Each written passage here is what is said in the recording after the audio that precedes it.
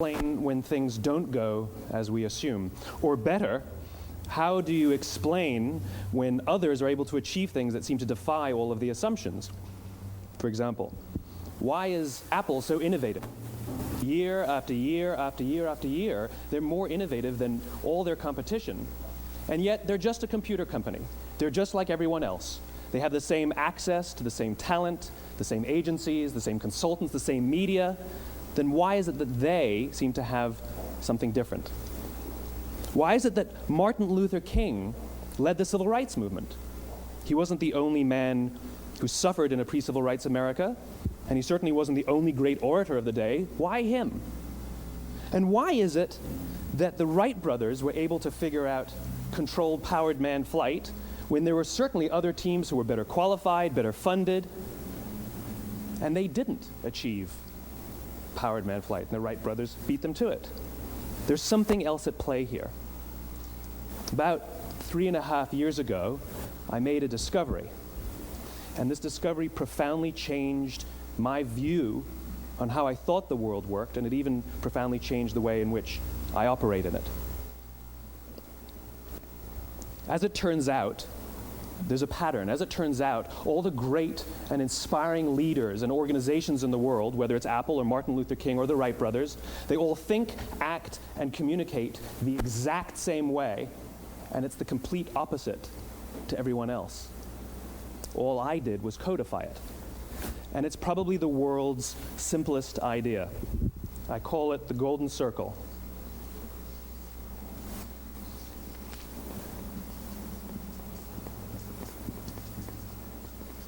Why, how, what? This little idea explains why some organizations and some leaders are able to inspire where others aren't. Let me define the terms really quickly. Every single person, every single organization on the planet knows what they do 100%. Some know how they do it, whether you call it your differentiating value proposition or your proprietary process or your USP. But very, very few people or organizations know why they do what they do. And by why, I don't mean to make a profit. That's a result. It's always a result. By why, I mean what's your purpose? What's your cause? What's your belief? Why does your organization exist? Why do you get out of bed in the morning? And why should anyone care? Well, as a result, the way we think, the way we act, the way we communicate is from the outside in. It's obvious. We go from the clearest thing to the fuzziest thing. But the inspired leaders and the inspired organizations, regardless of their size, regardless of their industry, all think, act, and communicate from the inside out. Let me give you an example. I use Apple because they're easy to understand and everybody gets it. If Apple were like everyone else, a marketing message from them might sound like this. We make great computers. They're beautifully designed, simple to use, and user-friendly. Want to buy one? Meh. And that's how most of us communicate. That's how most marketing is done, that's how most sales is done, and that's how most of us communicate interpersonally. We say what we do, we say how we're different or how we're better, and we expect some sort of behavior, a purchase, a vote, something like that. Here's our new law firm. We have the best lawyers with the biggest clients. We have, we always perform for our clients, do business with us. Here's our new car. It gets great gas mileage. It has, leather seats. Buy our car. But it's uninspiring. Here's how Apple actually communicates. Everything we do, we believe in challenging the status quo. We believe in thinking differently. The way we challenge the status quo is by making our products beautifully designed, simple to use, and user-friendly. We just happen to make great computers. Want to buy one? Totally different, right? You ready to buy a computer from me? All I did was reverse the order of the information. What it proves to us is that people don't buy what you do, people buy why you do it. People don't buy what you do, they buy why you do it. This explains why every single person in this room is perfectly comfortable buying a computer from Apple. But we're also perfectly comfortable buying an MP3 player from Apple, or a phone from Apple, or a DVR from Apple. But as I said before, Apple's just a computer company. There's nothing that distinguishes them structurally from any of their competitors. Their competitors are all equally qualified to make all of these products. In fact, they tried. A few years ago, Gateway came out with flat-screen TVs. They're eminently qualified to make flat-screen TVs. They've been making flat-screen monitors for years. Nobody bought one.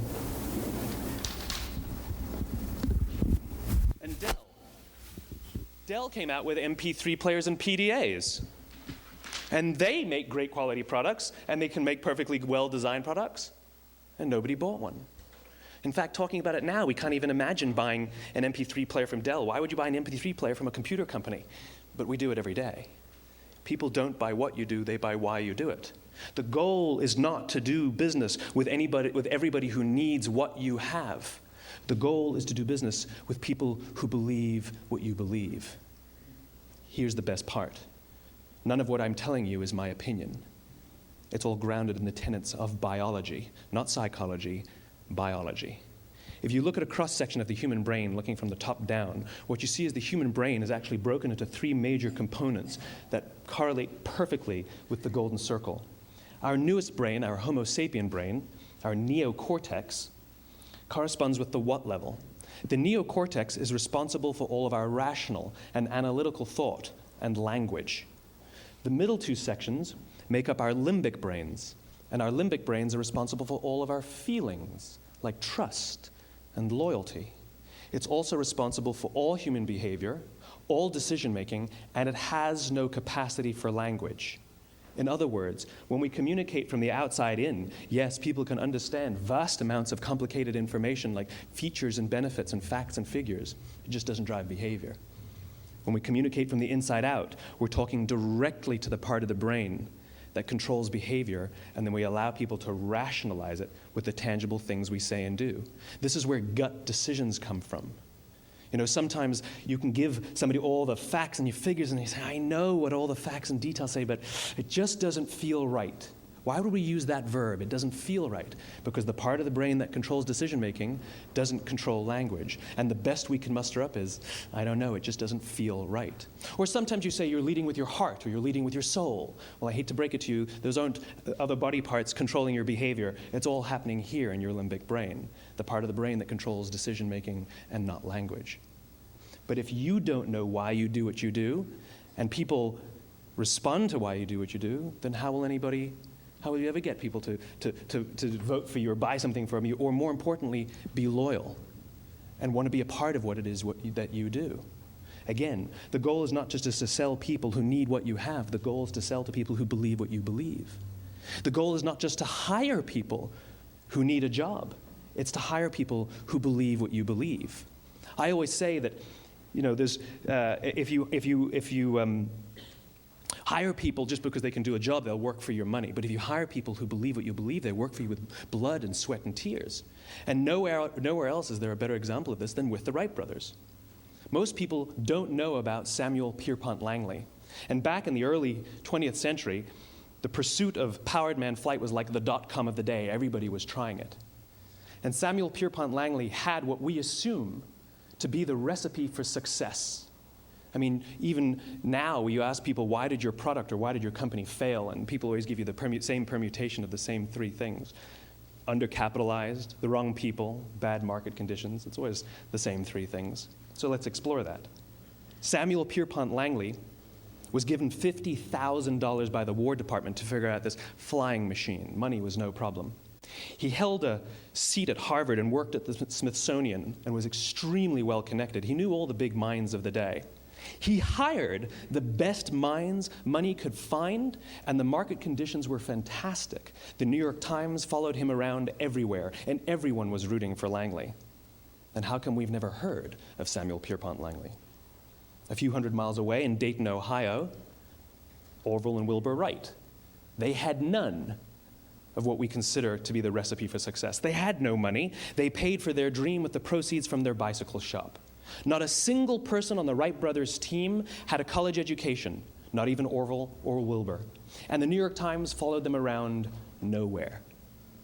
The difference was Orville and Wilbur were driven by a cause, by a purpose, by a belief. They believed that if they could figure out this flying machine, it'll change the course of the world. Samuel Pierpont Langley was different. He wanted to be rich, and he wanted to be famous. He was in pursuit of the result. He was in pursuit of the riches. And lo and behold, look what happened. The people who believed in the Wright brothers' dream worked with them with blood and sweat and tears. The others just worked for the paycheck. And they tell stories of how every time the Wright brothers went out, they would have to take 5 sets of parts because that's how many times they would crash before they came in for supper. And eventually, on December 17th, 1903, the Wright brothers took flight. And no one was there to even experience it. We found out about it a few days later. And further proof that Langley was motivated by the wrong thing, the day the Wright brothers took flight, he quit. He could have said, "That's an amazing discovery, guys. Now we'll improve upon your technology." But he didn't. He wasn't first. He didn't get rich. He didn't get famous. So he quit. People don't buy what you do, they buy why you do it. And if you talk about what you believe, you will attract those who believe what you believe.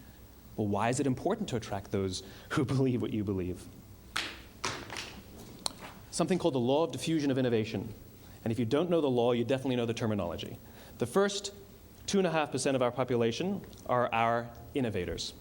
The next 13.5% of our population are our early adopters. The next 34% are your early majority, your late majority, and your laggards. The only reason these people buy touch-tone phones is because you can't buy rotary phones anymore. We all sit at various places at various times on the scale, but what the law of diffusion of innovation tells us is that if you want mass market success or mass market acceptance of an idea, you cannot have it until you achieve this tipping point between 15 and 18% market penetration, and then the system tips. And I love asking businesses, what's your conversion on new business? And they love to tell you, oh, it's about 10%, proudly. Well, you can trip over 10% of the customers. We all have about 10% who just get it. That's how we describe them, right? That's like that gut feeling, oh, they just get it. The problem is, how do you find the ones that just get it before you're doing business with them versus the ones who don't get it? So it's this here, this little gap, that you have to close, as Geoffrey Moore calls it, crossing the chasm. Because you see, the early majority will not try something until someone else has tried it first. And these guys, the innovators and the early adopters, they're comfortable making those gut decisions. They're more comfortable making those intuitive decisions that are driven by what they believe about the world and not just what product is available. These are the people who stood online for 6 hours to buy an iPhone when they first came out, when you could have just walked into the store the next week and bought one off the shelf. These are the people who spent $40,000 on flat-screen TVs when they first came out, even though the technology was substandard. And by the way, they didn't do it because the technology was so great.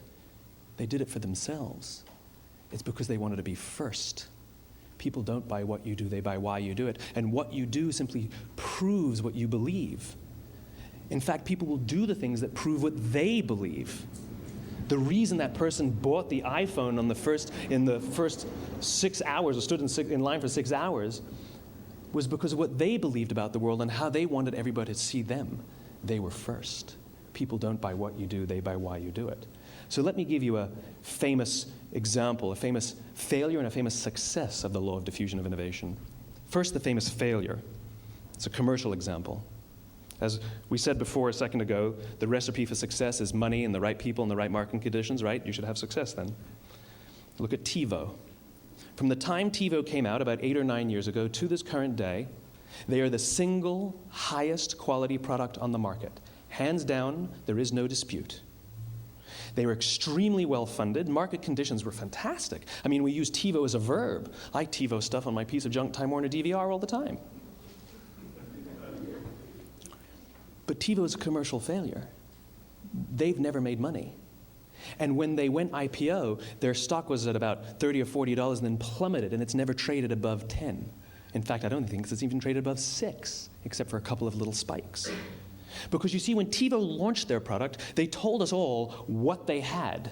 They said, we have a product that pauses live TV, skips commercials, rewinds live TV, and memorizes your viewing habits without you even asking. And the cynical majority said, we don't believe you, we don't need it, we don't like it, you're scaring us. What if they had said, if you're the kind of person who likes to have total control over every aspect of your life, boy, do we have a product for you. It pauses live TV, skips commercials, memorizes your viewing habits, etc., etc. People don't buy what you do, they buy why you do it, and what you do simply serves as the proof of what you believe. Now let me give you a successful example of the law of diffusion of innovation.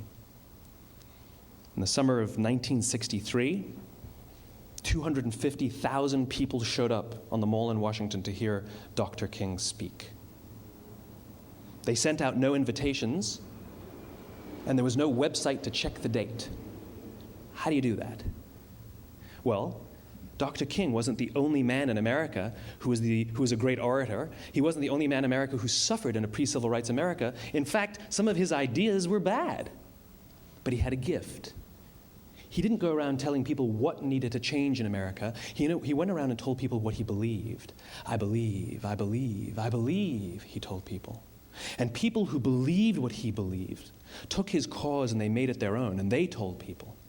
And some of those people created structures to get the word out to even more people. And lo and behold, 250,000 people showed up on the right day, on the right time to hear him speak. How many of them showed up for him? 0. They showed up for themselves. It's what they believed about America that got them to travel on a bus for 8 hours to stand in the sun in Washington in the middle of August. It's what they believed, and it wasn't about black versus white. 25% of the audience was white. Dr. King believed that there are two types of laws in this world, those that are made by a higher authority and those that are made by man. And not until all the laws that are made by man are consistent with the laws that are made by the higher authority will we live in a just world. It just so happens that the civil rights movement was the perfect thing to help him bring his cause to life. We followed him not for him, but for ourselves. And by the way, he gave the I have a dream speech, not the I have a plan speech. Listen to politicians now with their comprehensive 12-point plans. They're not inspiring anybody. Because there are leaders and there are those who lead. Leaders hold a position of power or authority, but those who lead inspire us. Whether they're individuals or organizations, we follow those who lead not because we have to, but because we want to. We follow those who lead not for them, but for ourselves. And it's those who start with why that have the ability to inspire those around them or find others who inspire them. Thank you very much.